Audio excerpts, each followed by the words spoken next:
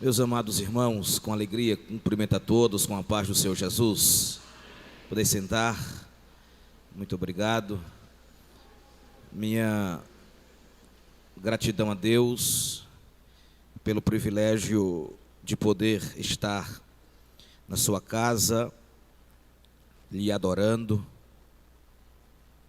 e sendo útil à sua obra.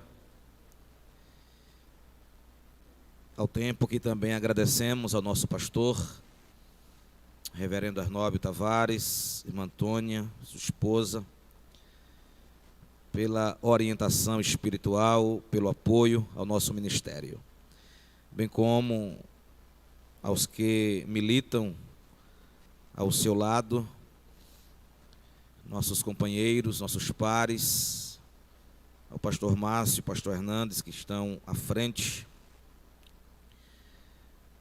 Agradecemos pela oportunidade de poder pregar a palavra de Deus. Amados, Salmos 23.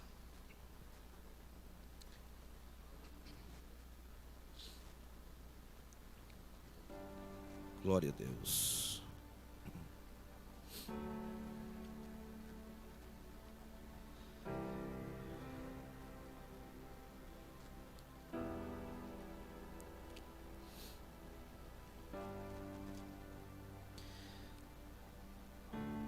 A todos os irmãos e amigos que nos acompanham por meio do canal AD Rio Largo no YouTube,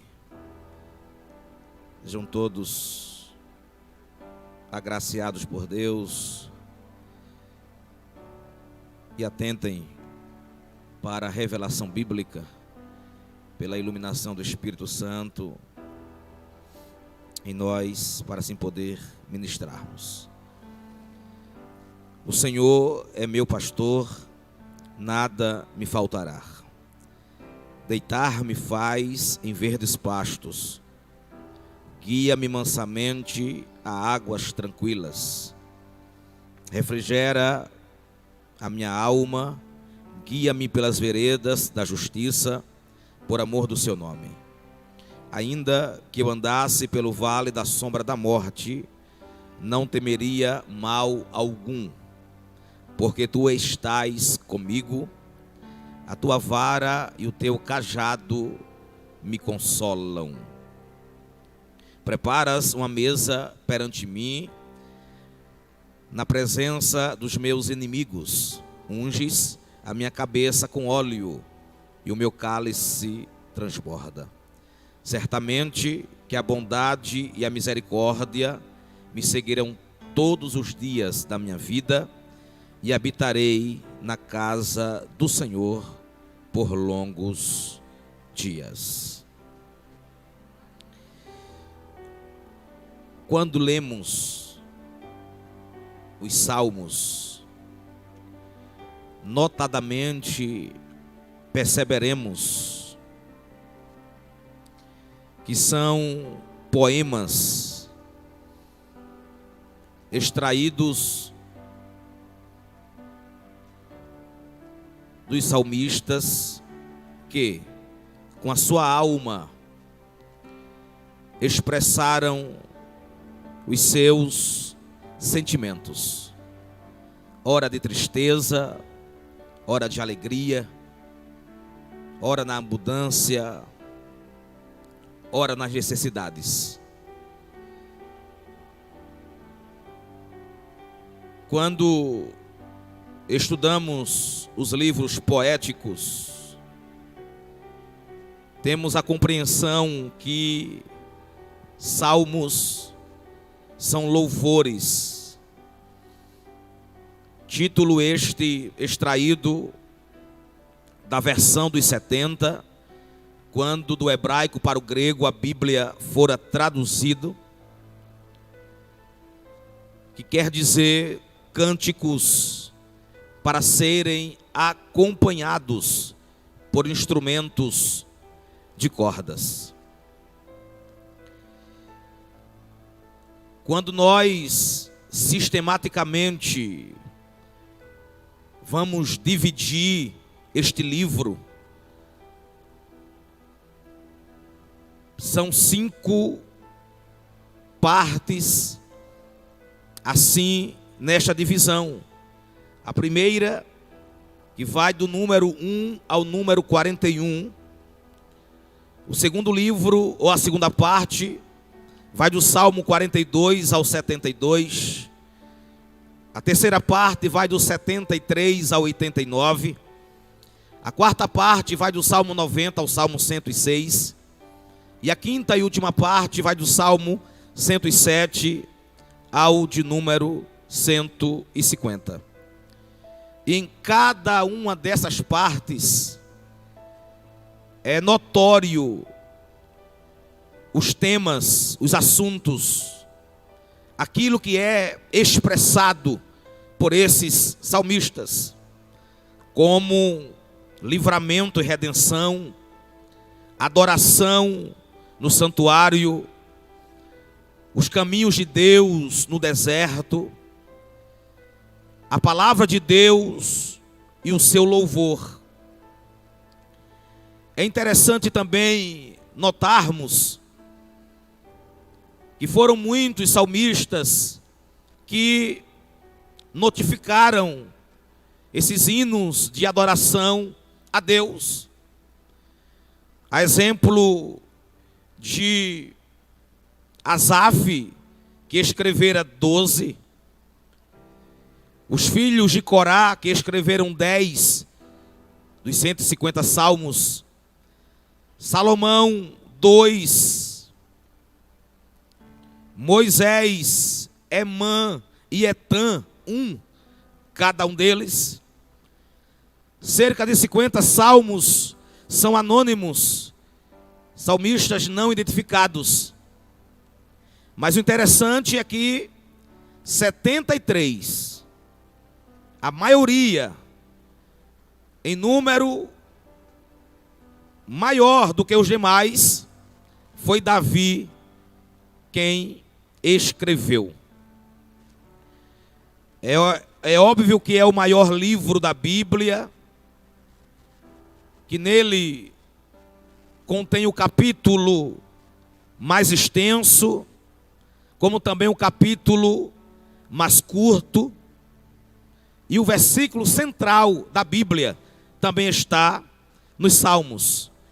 São curiosidades quando nós colocamos por categorias classificatórias.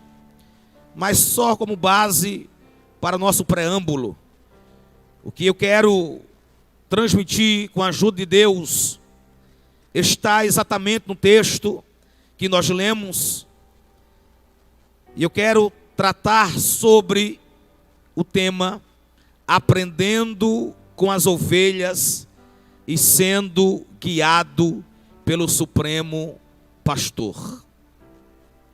Aprendendo com as ovelhas e sendo guiado pelo Supremo Pastor. Logo de início,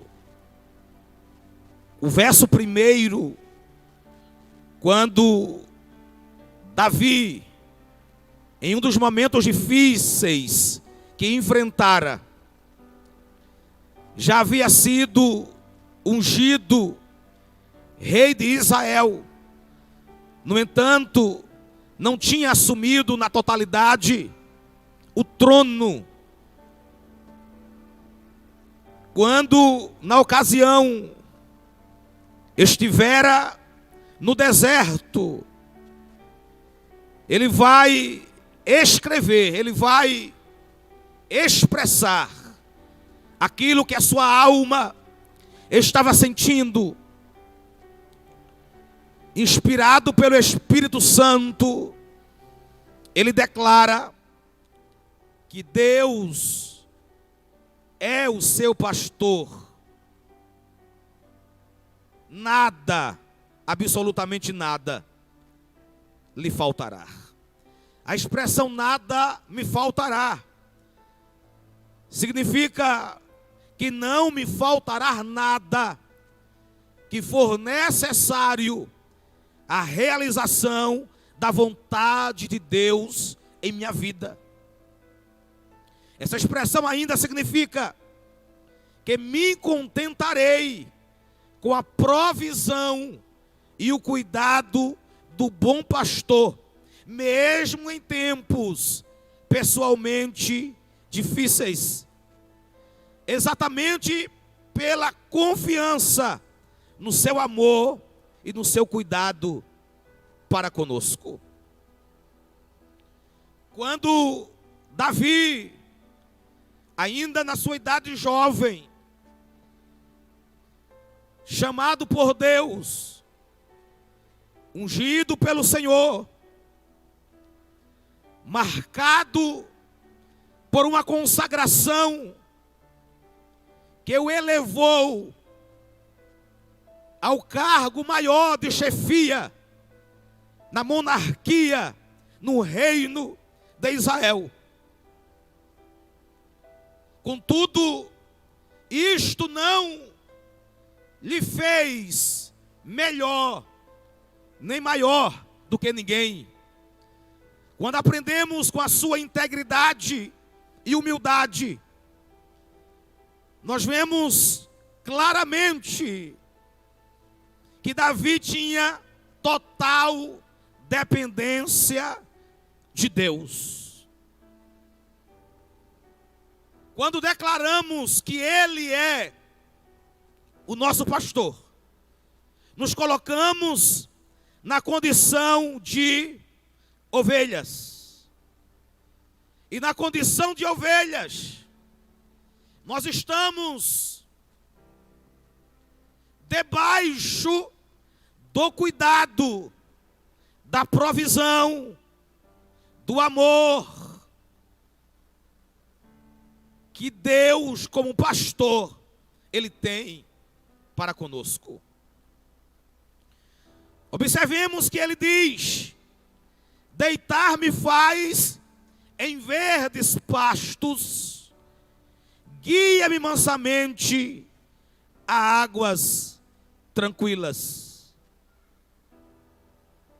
Toda vez que você sentir que o pastor está presente e que você pode deitar-se em paz, que você pode estar em uma condição livre de todo medo, você perceberá que águas tranquilas, que águas mansas irão jorrar, que é indispensável para a vida de uma ovelha. Ele disse: refrigera a minha alma. Toda vez que você sentir desânimo e você entender esta verdade espiritual, o bom pastor vai reavivar, vai revigorar a tua alma. Ele é capaz de te colocar nos braços, de te orientar a um alvo que você possa alcançar.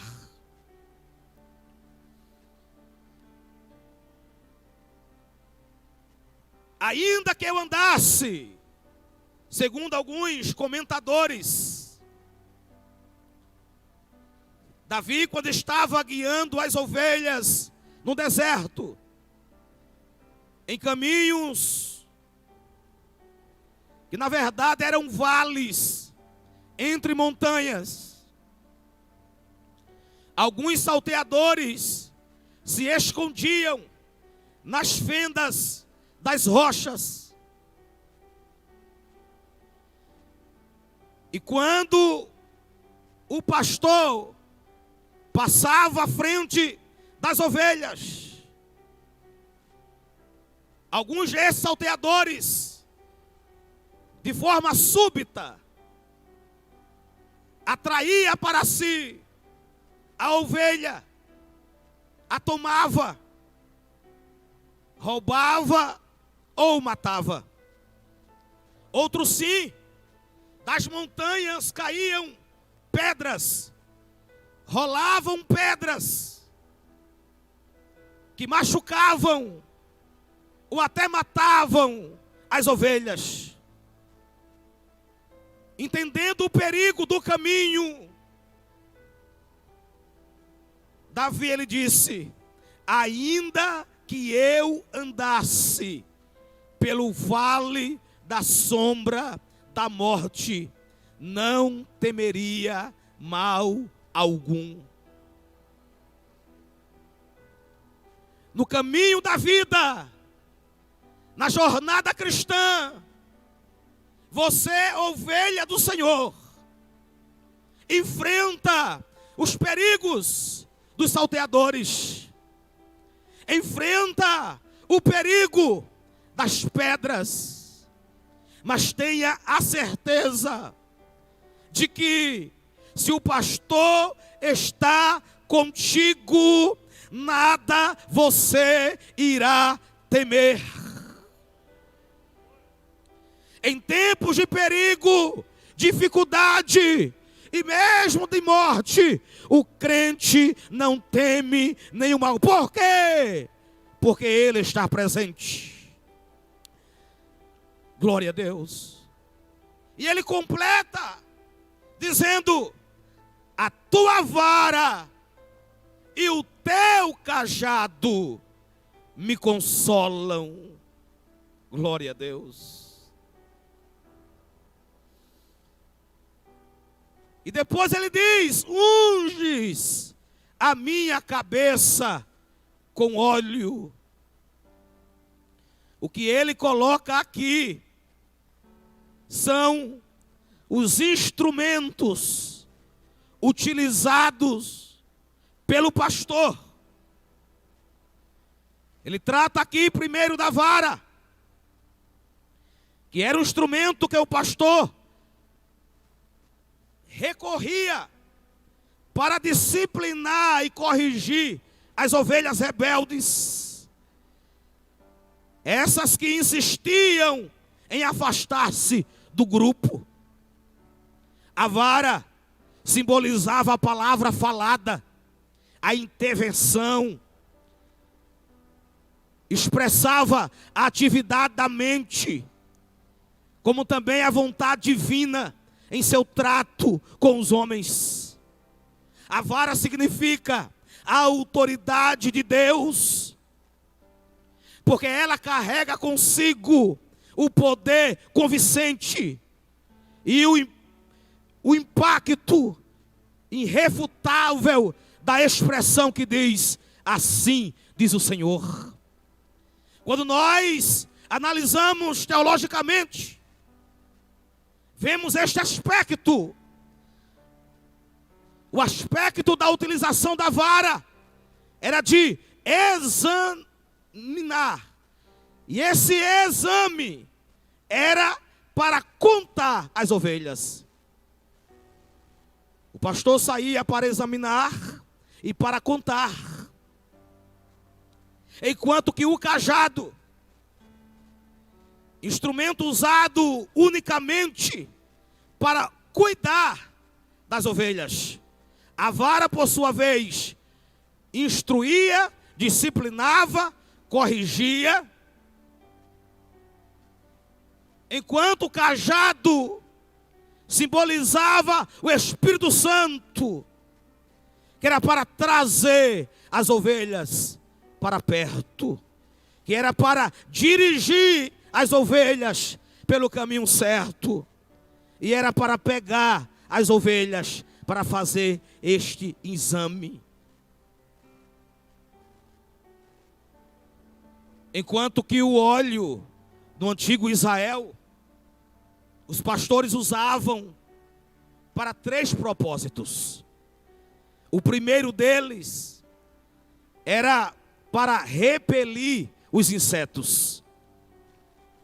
É interessante porque era mistura de óleo com uma sulfa que se colocava na cabeça da ovelha.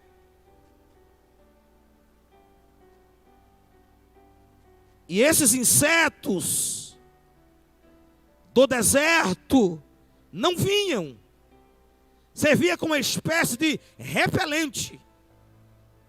O segundo propósito era para evitar conflitos. No mundo dos animais existem conflitos. E entre as ovelhas existiam as brigas de cabeçadas. E este óleo também servia como substância gordurosa, escorregadia, para que quando elas se enfrentassem, não se machucassem. E o terceiro propósito do óleo era para curar as machucaduras. Os espinhos do deserto que feriam, as pedras que cortavam. Agora imagine a vara, o cajado e o óleo, símbolos espirituais para a vida do cristão. O crente que é regido pela autoridade da palavra. O crente que é atraído pela voz do pastor e é ungido com o Espírito Santo, nada a este crente acontece fora dos desígnios de Deus. O que eu estou dizendo, eu estou bem devagar, bem sistemático, é um culto de instrução. Eu preciso que você compreenda o quanto é impactante entender as coisas simples que a Bíblia nos ensina e nós muitas vezes, desapercebidos, não as compreendemos. O pastor Alejandro Bulhon, muitos conhecem, ele comentou que na América Latina, o pastor toma o seu cajado, empurra as ovelhas, pega a vara, bate naquelas que saem do caminho. E lá nas terras bíblicas, na Palestina, o pastor ia à frente e as ovelhas o seguiam. E o pastor, por amar, dormia e comia ao lado delas. O lobo, que podia andar vários quilômetros, numa distância ou numa velocidade de 10 quilômetros por hora, em alguns casos, pasmem, alguns lobos chegavam a atingir 65 quilômetros, quando ele entendia que valia a pena uma perseguição. Felinos com os dentes que eram ideais para dilacerar a presa, eram preparados para segurar a ovelha. E o lobo preferia perseguir, caçar, correr atrás de animais, de ovelhas velhas, feridas, doentes ou filhotes vulneráveis, ao invés das saudáveis. O que eu estou dizendo é que, enquanto você estiver alimentado pelo pastor, enquanto você estiver comendo pastos verdes, enquanto você estiver sobre águas tranquilas, você está sendo bem alimentado. Você é uma ovelha sadia, portanto forte, e o lobo não conseguirá te atacar. Glória a Deus. A figura do lobo devorador é o diabo com as suas artimanhas, com a sua maneira sutil e sorrateira de querer enganar. Se utiliza da figura do mercenário, que o próprio Jesus falou no capítulo 10 de João, que vem para matar, roubar e destruir, que não entra pela porta. Ele é ladrão e salteador. Glória a Deus. Hebreus capítulo 13, versículo 20. Grande pastor das ovelhas, que nos aperfeiçoa em toda obra, para fazermos a sua vontade. 1 de Pedro capítulo 5, versículo 4. Ele é o sumo pastor que aparecerá. Glória a Deus. Salmo 80, verso 1. Pastor de Israel é Deus que nos guia como rebanho. 1 de Pedro 2:25. Éramos ovelhas desgarradas, mas agora temos voltado ao pastor das nossas almas. João capítulo 10, versículo 7, versículo 11. Eu sou a porta das ovelhas, disse Jesus. Aonde acharemos pastagem? Porque Ele é o bom pastor. É Ele que dá a vida pelas ovelhas. E foi Jesus quem afirmou: eu conheço as minhas ovelhas, e das tais eu sou conhecido. Porque a ovelha ouve a voz do seu pastor. Quem é mercenário e fala aos ouvidos da ovelha, ela compreende que não é a voz do seu Senhor. Glória a Deus. Finalizo dizendo: a ovelha produz lã desde o momento que ela nasce. E tratar-se de algo natural gera dor. Mas como naturalmente o pastor tem que fazer a tosquia, ninguém precisa forçar. Quanto mais tosquiada for, mais lã a ovelha vai produzir. Glória a Deus. O maior órgão da ovelha é o estômago, que chega a tomar a maior parte da sua caixa torácica. Quando a ovelha enche o estômago de tanto comer, e por muito brincar para desgastar a comida, para fazer o processo de digestão, elas caem no chão e ficam com as pontas ou com as patas para cima. Se ela imediatamente não for erguida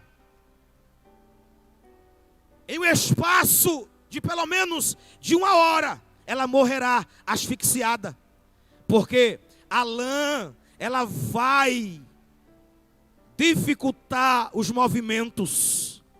O estômago irá lhe apertar o seu pulmão, e por isso o pastor precisa andar no meio das ovelhas, até mesmo durante a noite, levantando as que estão caídas. A tosquia muitas vezes dói, mas precisamos ser forjados, moldados, cuidados pelo pastor. Ele tem que tirar de nós aquilo que não faz parte do crescimento natural, de maneira que, aleluia, precisamos ser disciplinados e corrigidos todos os dias. Enquanto você dorme, o pastor está cuidando de você. Ele não cochila, ele não dorme. Ele é o guarda de Israel. É a tua sombra, é a tua direita. Está escrito: o sol não te molestará de dia, nem a lua de noite. O Senhor guardará a tua entrada e a tua saída, desde agora e para sempre. Finalizo e digo: quando ele falou, preparas uma mesa perante mim, na presença dos meus inimigos, Deus aqui é descrito como aquele que supre as necessidades dos seus filhos em meio às forças do mal que procuram destruí-los. Apesar do crente estar na luta diária contra Satanás e ter em volta de si uma sociedade pagã, a graça de Deus que ele recebe o capacita a viver entre feras, como viveu Paulo lá em Éfeso. Aleluia. Ele pode saciar-se à mesa do Senhor com fé, com ação de graças, com esperança, em perfeita paz e protegido pelo, aleluia, o amor de Deus. Esse cálice que transborda, aqui a tradução literal é: meu cálice tem bebida abundante. Essa é uma alusão ao bebedouro, à nascente do pastor, que na antiguidade era uma pedra grande, escavada em forma de tanque. Cabia cerca de 200 litros de água, aonde as ovelhas bebiam. Aleluia. Jesus é essa fonte inesgotável, onde você pode beber. Não adianta a ovelha querer beber fora do tanque. Aleluia. Porque assim fazendo, ela perderá forças. E ele disse: certamente que a bondade e a misericórdia me seguirão todos os dias, e habitarei na casa do Senhor para sempre. Aleluia. No campo físico é a alegria de estar congregando entre irmãos, em comunhão, adorando e servindo a Deus. E no campo espiritual é a esperança de que quando findar a nossa tarefa aqui na terra, estaremos também para sempre com Ele, lhe servindo, lhe adorando e sendo cuidado eternamente por Ele. Deus abençoe os irmãos.